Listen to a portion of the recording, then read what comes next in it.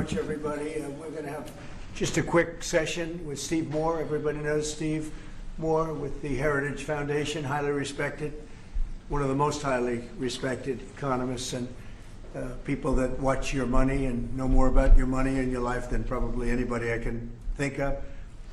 And I want to thank Steve for being here. I saw this today. They came out. What he puts out gets a lot of coverage, and I saw some of them, and then he had a couple of others. And I'd like to ask Steve maybe to discuss a few of these numbers that were just released. I mean, literally just released. And then we're going over, and we're going to do Purple Heart. We have some incredible, brave people that I look forward to, so we're going to do that right after this.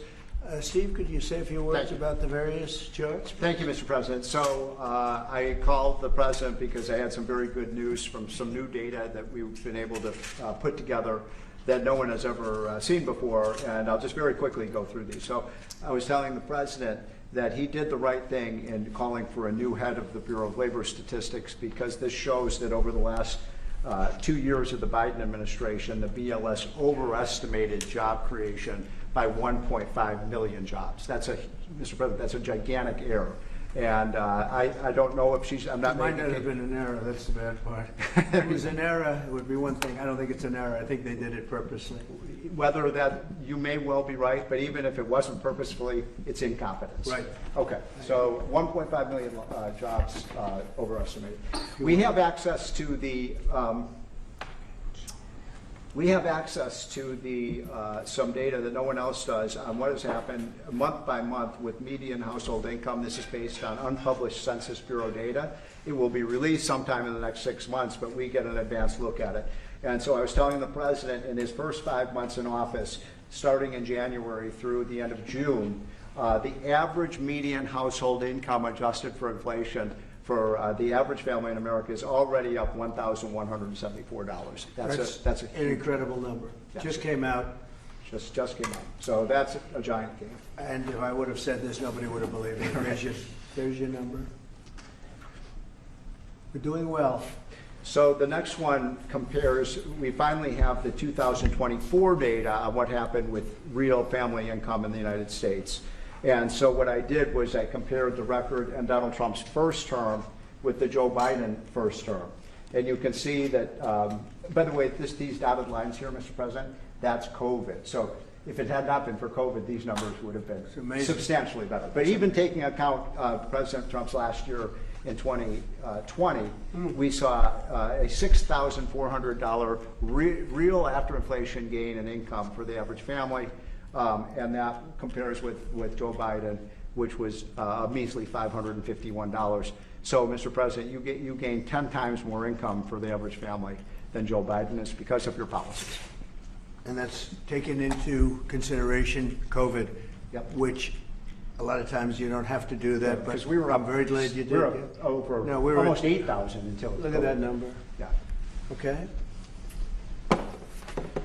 So then we looked at which families did the best. And we have data from the Census Bureau that shows by income percentage. So the 25th percentile is the lowest income, 75th percentile is the highest income. And what I find fascinating about this, Mr. President, is every income group did better. The red is President Trump, the blue is President Biden.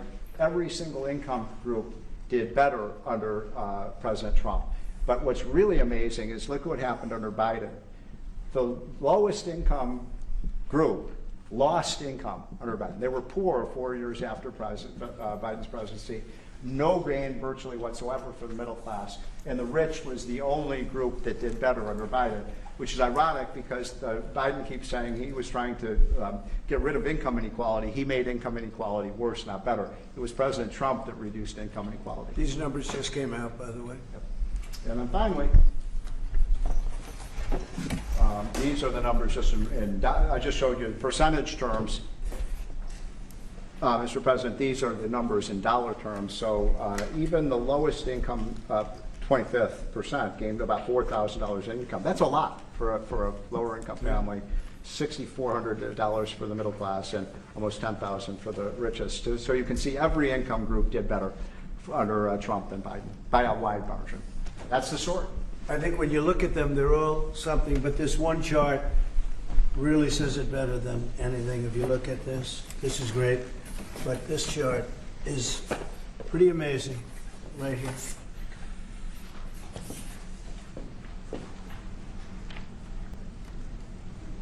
All new numbers.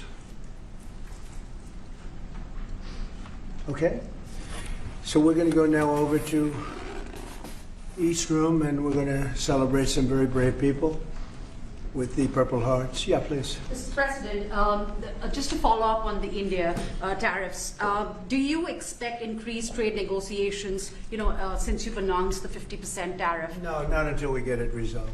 Mr. President, is your deadline for Vladimir Putin agreeing to a ceasefire still stand tomorrow? Or is that fluid now that talks are... Say it, what? Is your deadline still standing for Vladimir Putin to agree to a ceasefire tomorrow, or is that fluid now? It's going to be up to him. And We're going to see what he has to say. It's going to be up to him. Very disappointed. Yeah. do you have to meet with, does Putin have to meet with Zelensky in order and before you and Putin have to meet? Or are you No. Are you hoping So you're for willing to, that's actually important because President Putin said this morning he was pretty dismissive of this idea of meeting with President was? Zelensky. President Putin was. I don't know. I didn't hear For you him. to meet with him, he doesn't have to agree to meet with Zelensky. Is that what you're saying? No, he doesn't. No. So when do you think that meeting? They would like to meet with me, and I'll do whatever I can to stop the killing. So last month, they lost 14,000 people killed last month. Every week is 4,000 or 5,000 people. So I don't like long waits. I think it's a shame. And they're mostly soldiers. They're Ukrainian and Russian soldiers, and some people from the cities where missiles are lobbed in, and you'll lose 35, 40 people a night, which is terrible. But no, mostly it's soldiers, and you're talking about, on average, 20,000 a month. 20,000 people are dying a month. Generally young people, soldiers. We're going to speaking about soldiers. We'll see you over for Purple Hearts. Thank you, press.